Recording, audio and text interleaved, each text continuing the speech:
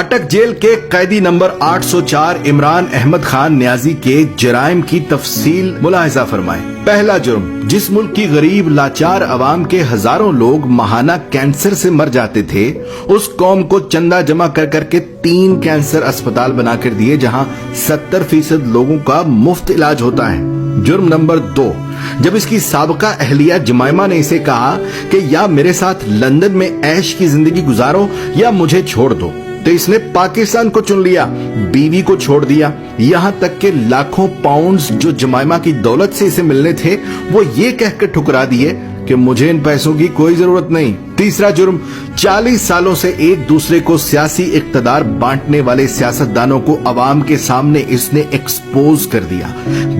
بچے کو سمجھ آ گئی کہ یہ لوگ عوام کو بے وقوف بنا کر باریاں لیتے رہے اور ملک کو تباہ و برباد کر دیا، اور جب اسے بار بار کہا گیا کہ تم بھی آؤ اسی نظام کا حصہ بن جاؤ، آؤ تیسری باری لیتے رہو، تو اس نے کھل کر انکار کر دیا کہ اس ملک و قوم کو لوٹنے والوں کے ساتھ اتحاد نہیں کروں گا۔ چوتھا جرم، اس نے اپنے اقتدار کے دوران مسلم دنیا کو اکٹھا کرنے کی جسارت کی، حرمت رسول صلی اللہ علیہ وآلہ وسلم کا مقدمہ عالمی برادری کے سامنے رکھ دیا اور دنیا کو مجبور کر دیا کہ وہ ہمارے نبی پاک صلی اللہ علیہ وآلہ وسلم کی شان میں گستاخی کرنے والوں کو پاگل قرار دیں، اور اس کی تو قرارداد بھی پاس کروا لی۔ پانچواں جرم سن لو، اپنے اقتدار کے دوران مال بنانے کی بجائے غریبوں کو 12 ہزار روپے دینے شروع کر دیے، ہر خاندان کو 10 لاکھ روپے کا مفت علاج کروانے کے لیے صحت کارڈ جاری کر دیے۔ چھٹا جرم سنو اس کا، جب ہندوستان نے مقبوضہ کشمیر کا سٹیٹس زبردستی بدلا تھا تو اس کو بھی عالمی برادری کے سامنے لتاڑ دیا، اس کے ساتھ تجارت یہ کہہ کر بند کر دی کہ جب تک تم کشمیر کا سٹیٹس بحال نہیں کرتے تم سے تجارت نہیں کروں گا۔ ساتواں جرم، جب اسے پوچھا گیا کہ کیا ماضی کے سیاستدانوں کی طرح آپ بھی امریکہ کو اجازت دیں گے کہ وہ پاکستان میں بیٹھ کر افغانستان پر حملے کرے، تو اس نے کہہ دیا ایبسلیوٹلی ناٹ۔ آٹھواں جرم، اس قیدی نمبر 804 عمران احمد خان نیازی نے پاکستان کی تباہ و برباد ہو چکی کپڑے کی انڈسٹری کو دوبارہ شروع کرنے کی جرات کی، یہاں تک کہ اتنی لومیں چلا دی کہ کام کرنے والے کم پڑ گئے اور دنیا جہان سے پاکستان میں کپڑے کے آرڈر آنا شروع ہو گئے۔ جرم نمبر 9، جب اسے اقتدار سے زبردستی نکال دیا تب بھی یہ ملک چھوڑ کر بھاگ نہیں رہا تھا،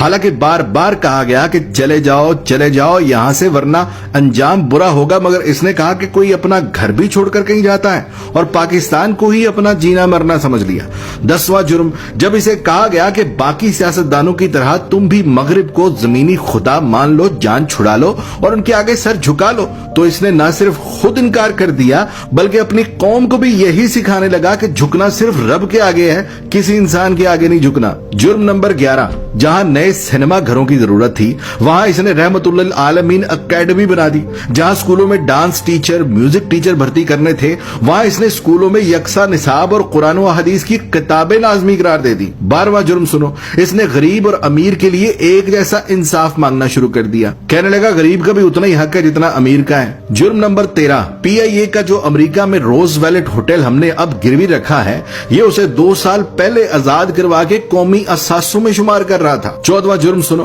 یہ اوورسیز پاکستانیوں سے لاڈ کرتا تھا، انہیں ایک باپ کی طرح سہولیات دینا شروع کر دی تھی۔ بیرون ملک وفات پانے والے اوورسیز پاکستانیوں کا جسد خاکی پاکستان لانے سے لے کر تدفین تک کا سارا خرچ بیت المال سے دینے لگا۔ بیرون ملک جیلوں میں قید پاکستانیوں کو آزاد کرا کر پاکستان لا رہا تھا، اور یہاں تک کہ اوورسیز پاکستانیوں کو ووٹ ڈالنے کا حق دینے لگا تھا۔ جرم نمبر 15، اس نے اپنے ہر اس ساتھی کو چھوڑ دیا جس نے کرپشن کی، جہانگیر ترین جیسے دوست کو بھی کرپشن کا مال بنانے پر خود سے الگ کر دیا اور تا حیات سیاست سے نااہل کروا دیا۔ قیدی نمبر 804 عمران احمد خان نیازی کے جرائم کی تفصیل بہت لمبی ہے، لہذا بقیہ جرائم سننے کے لیے دوسری ویڈیو ملاحظہ فرمائیں۔